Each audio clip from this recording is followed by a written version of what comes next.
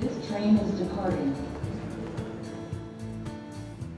Phoenix Sky Harbor International Airport is both a gateway in and out of Arizona for millions of people each year and an extraordinary collection of public art, including these 4 expansive terrazzo floors at the Phoenix Sky train stations and pedestrian bridges.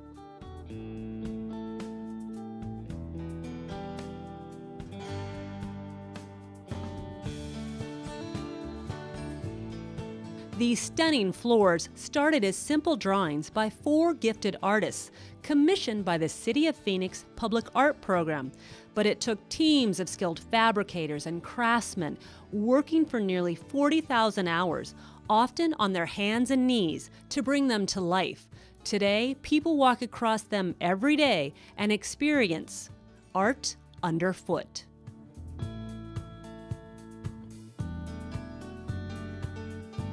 How do you translate that? A drawing into stone. I says, whose crazy idea is this? But then again, on the other hand, I thought, what a fun challenge this would be to take a floor and make it look like a tapestry rug with terrazzo. Terrazzo is a old world craftsmanship type of work. It's not something like you pour a large slab of cement and you're done very quickly. It's something that takes a lot of skill and a lot of years to learn. Well, at first it was a little intimidating, you know. You see this big, huge project, you know, size of a couple football fields, and you say, well, where do I start, you know?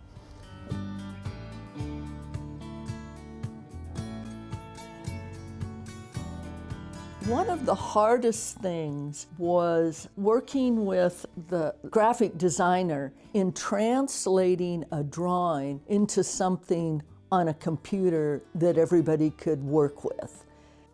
The work that I presented to him was so finely detailed, and it was kind of still in the really rough steps, and things needed to be refined.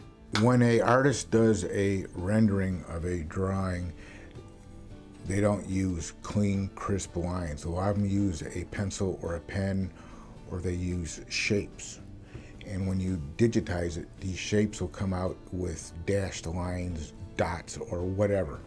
So what we have to do is take that and convert that into smooth, crisp, clean lines. Once the design is computer ready, it's time for step 2.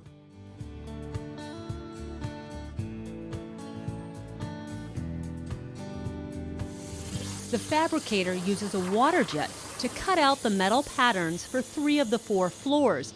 This nozzle shoots out water with sandpaper-like grit at 700 miles per hour. This machine follows every line from the computerized drawings to make its precision cuts.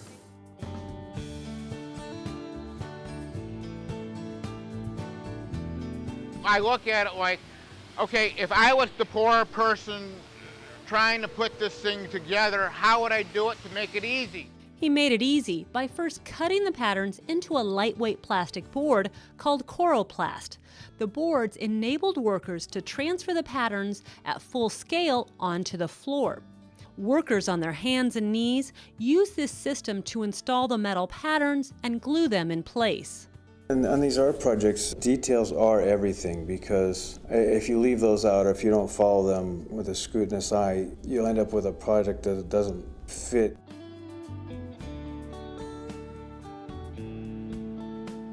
It took thousands of hours of old-world craftsmanship to turn the artist's complex designs into real floors. The skilled workers relied on computerized plans to pour the terrazzo colors to match the designs. I feel that the expertise that these people have as professionals doesn't allow room for mistakes. One cement mixer poured this whole thing, so they're pouring color by color and pouring it by 40-pound buckets by 40-pound buckets by hand, and then the advanced terrazzo workers hand troweling everything in place, color by color, on their hands and knees. It's like rolling dough. You know, you go like this and then back like this, back and forth. Doing this work, you spend a lot of time hunched over on your hands and knees. It's hard on your back.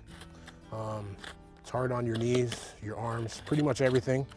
It was fascinating because they just had so many workers out there. There was dust everywhere. There was like, it was pure chaos. And out of this chaos came just really great projects. When we pour different colors, they're all bumpy and rough. When we grind it, then you'll see all the beauty of the rock. Grinding terrazzo is not an easy job. These craftsmen have years of training and a feel for these grinding machines. They can move them along without creating low spots, which would ruin the floor. When you grind it, you will experience some pinholes. The solution is to grout everything. So it's another step making our work kind of labor intensive. No matter how bad it looks in the beginning stages, it will always turn out to be a beautiful floor. I remember going out, and this was after we had polished and sealed and waxed it. You know, it was real shiny, shiny like a diamond.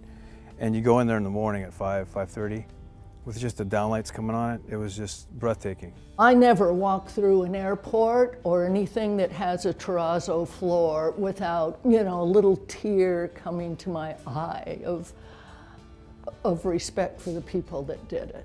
I feel like an artist. How many people can say that they do something and then come back 50 years later and it's still a beautiful floor?